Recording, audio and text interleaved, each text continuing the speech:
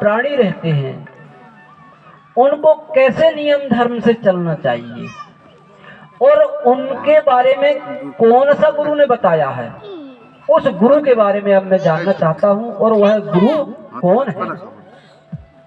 तो उन्होंने यही बताया कि राजा, बहुत पुरानी बात है, जिस समय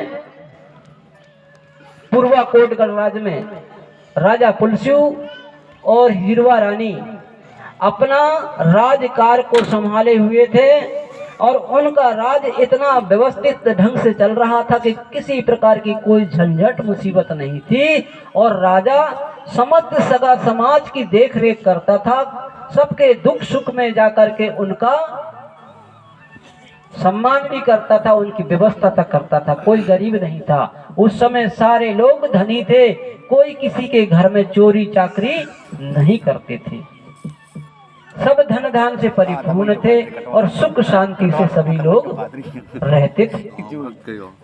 तो समस्या इस बात की थी, बोले कि वो जो राजा रानी थे वो बड़ा देव के और भक्त थे, लेकिन उनके घर में संतान नहीं थी।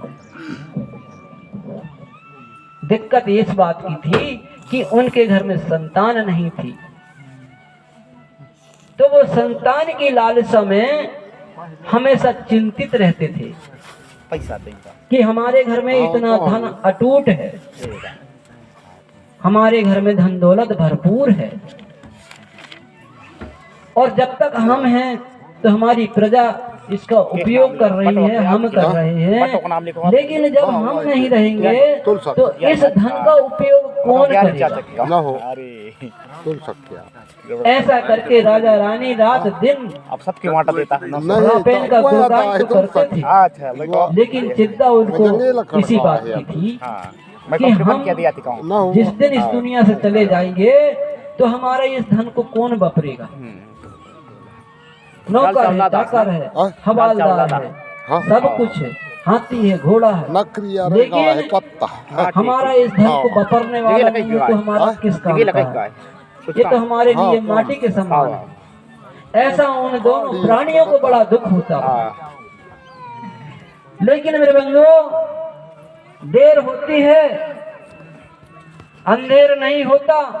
बड़ा देव की ऐसी कृपा होती है कि कुछ दिनों के बाद में उनके घर पुत्र रत्न की प्राप्ति होती है।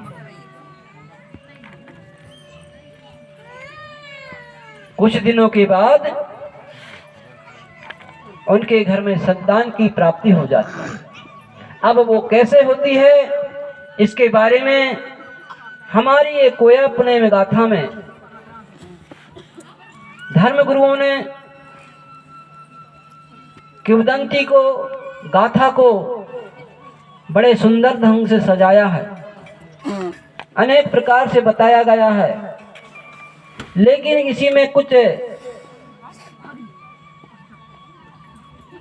हल्का सा भी महसूस होता है और कुछ वजनदार महसूस होता है, और जिसको सिद्ध करने के बाद में पता चला है कि यह वास्तविक है या काल्पनिक है। इस प्रकार से मेरे साथियों, वहां पर उनकी जब चर्चा होती है तो रानी कुछ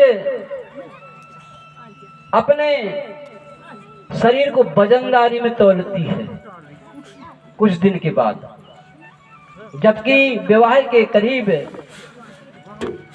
10-12 वर्ष उनके बीत चुके थे, संतान नहीं थी, लेकिन कुछ दिनों के बाद में रानी अपने आप को वजनदार महसूस करती है। अब वजनदार महसूस करती है तो वो बड़ा देव की एक महिमा थी, लेकिन सत्य बात और कुछ थी। बड़ा देव की महिमा थी जो रानी को लगता था कि अब मैं गर्भवती हो गई, लेकिन वह और कुछ बात अलग थी। यह प्रकृति ने रानी को जैसे रूप में बार बार और सपनों के रूप में संकेत किया होगा, लेकिन फिर भी उसको विश्वास नहीं था। कि ऐसा नहीं हो सकता।